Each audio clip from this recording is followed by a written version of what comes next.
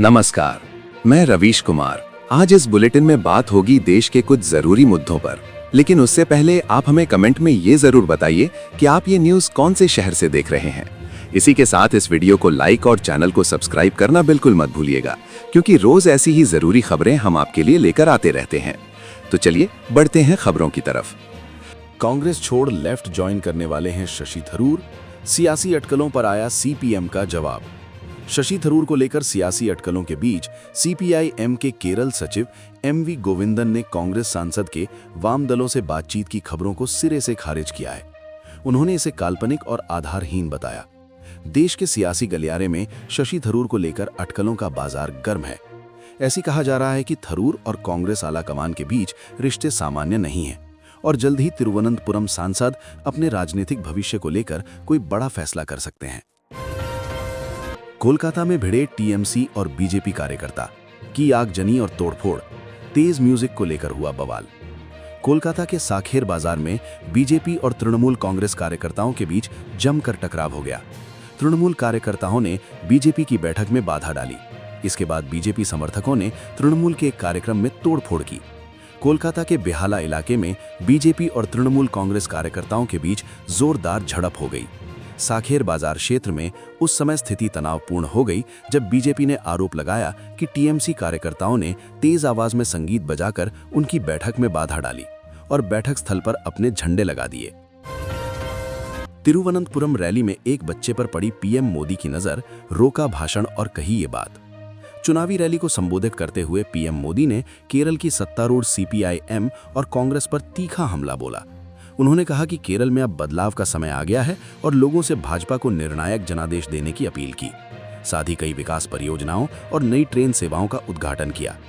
इस दौरान पीएम मोदी ने भीड़ में मौजूद महिला से किताब प्राप्त करने की बात कही। चुनावी माहौल वाले केरल में गुरुवार को प्रधानमंत्री नरेंद्र मोदी की तिरुवनंतपुरम रैली के दौरान एक भावुक और हल्का फुल्का पल देखने को मिला।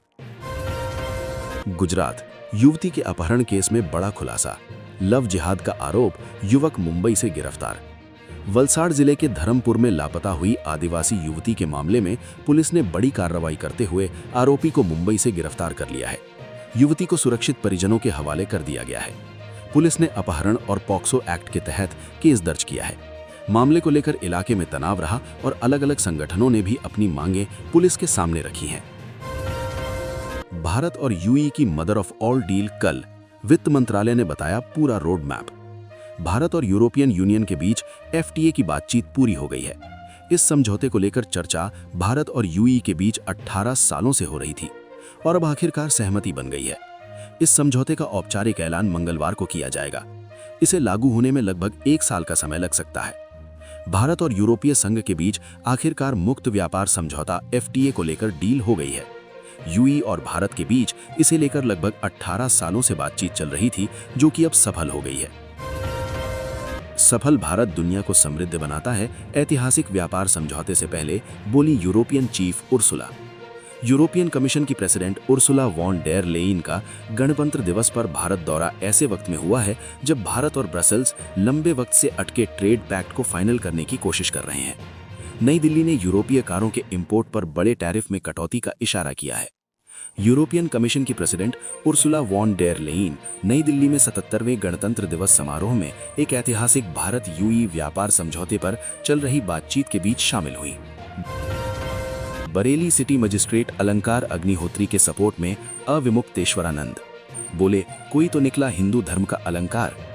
बरेली के सिटी मजिस्ट्रेट अलंकार अग्निहोत्री के इस्तीफे पर शंकराचार्य अविमुक्तेश्वरानंद ने कहा कि इस्तीफा खुशी से नहीं बल्कि आहत मन से दिया गया। उन्होंने यूपी सरकार की नीतियों और ब्राह्मण विरोधी दृष्टिकोण की आलोचना की।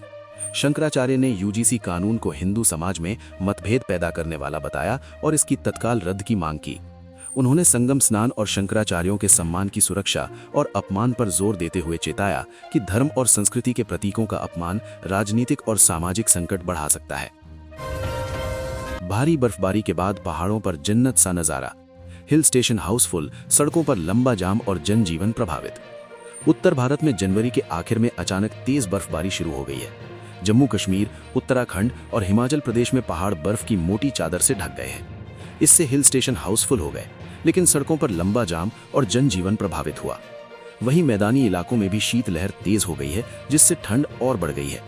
उत्तर भारत में बर्फबारी प्रचंड है और ठंड लगातार बढ़ती जा रही है।